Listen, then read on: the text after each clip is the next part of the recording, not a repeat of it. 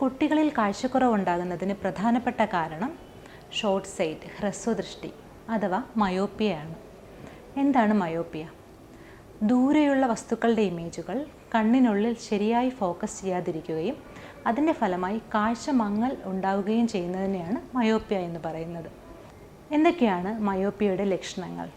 OPയിലെ വിശദമായ കാഴ്ച പരിശോധനയിലൂടെ കാഴ്ചക്കുറവുണ്ടോ എന്നും സ്പെക്ടക്കിൾസ് അഥവാ കണ്ണടി വേണമോ അതിൻ്റെ പവർ എല്ലാം ഡീറ്റെയിൽ ആയിട്ട് കണ്ടുപിടിക്കാൻ പറ്റും.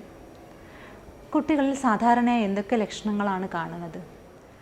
ക്ലാസ്സിൽ ബോർഡിൽ എഴുതിയിരിക്കുന്ന അക്ഷരങ്ങൾ വായിക്കാൻ ബുദ്ധിമുട്ടുണ്ടാവുക, കുട്ടികൾ ടെലിവിഷൻ TV കാണുമ്പോൾ കൂടുതൽ സമയം അതിനടുത്ത് നിന്ന് നോക്കുക, സ്ട്രെയിൻ എടുക്കുമ്പോൾ കണ്ണിൽ വെള്ളം നിറയുക, തലവേദന, സാധാരണയിൽ നിന്ന് കൂടുതലായി കണ്ണ് ചിമ്മുക, ഇടയ്ക്കിടയ്ക്ക് കണ്ണ് തിരുമുക, ഇതെല്ലാം മയോപ്പിയയുടെ ലക്ഷണങ്ങളാകാം. കൃത്യമായ പരിശോധനയിലൂടെ കാഴ്ചക്കുറവുണ്ടോ എന്ന് ഉറപ്പുവരുത്തുകയും കറക്റ്റായിട്ടുള്ള കണ്ണാടി ഉപയോഗിക്കുകയും ചെയ്യുക എന്നുള്ളതാണ് ഇതിൻ്റെ പരിഹാരം. TV, മൊബൈൽ, ടാബ് എന്നിവയുടെ ഉപയോഗം കുറച്ച് സ്ക്രീൻ ടൈം പരിമിതപ്പെടുത്തുകയും ചെയ്യാം.